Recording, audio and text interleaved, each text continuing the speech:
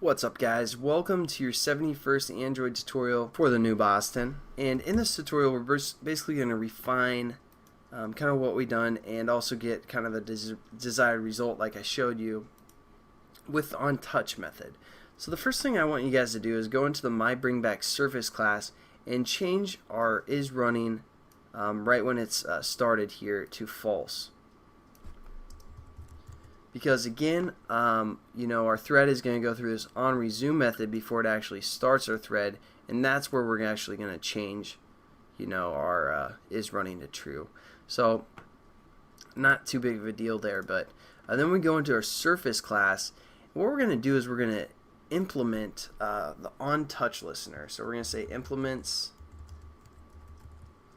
OnTouch listener, just like we did with OnClick listener. The difference between OnTouch listener and OnClick listener is basically we can attach this to a view just like the OnTouch or on the click listener, but this has a touch down right when you touch the screen or touch whatever object you set this OnClick listener to. Right then is down, and then there's a move when your fingers like press down and moving around on the screen, and also when you release or when you let off of your touch there. So we can kind of find those three events as well. And then what we have to do is just say add implement methods, and there we go. Here we have everything set up for the most part. The only other thing we want to do is we want to set something to be looking for a touch method right here. And what we're going to have do that, well, our surface view, because our surface view is going to take up the whole screen, or it's the whole canvas, so we want our touch event to be accessible by the whole canvas for the most part. So all we're going to say is our surface view dot set OnClick list or OnTouch listener, just like when we did with OnClick listener, and then we just say this because again we're implementing the OnTouch.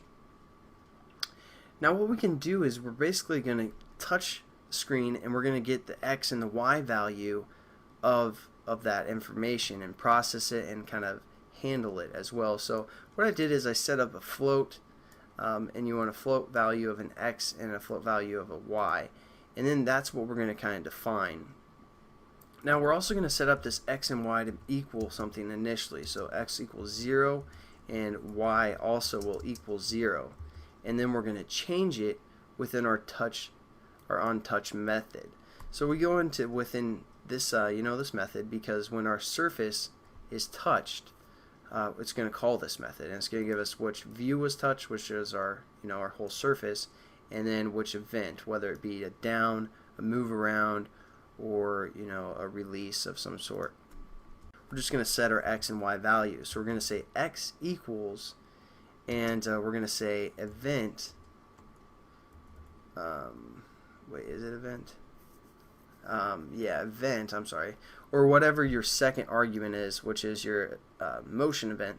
We're going to say, and as you can see here, it's labeled event. So we're going to say event dot, and then we go get X, which is a really nice method because it's going to return the X in pixels for the most part, the X value of what was pressed or where is pressed on the screen. And then also we just say Y is equal to event dot get Y, and there we go. We have our X and Y values every time the screen is touched, and it does that through grabbing the event and getting the value for the X, and then we set it up to this variable. So that's probably it for this tutorial. Pretty quick. It's still not doing anything yet. The next tutorial we're going to piece everything together and get our application working. So make sure you watch that, and I'll catch you guys then. Peace.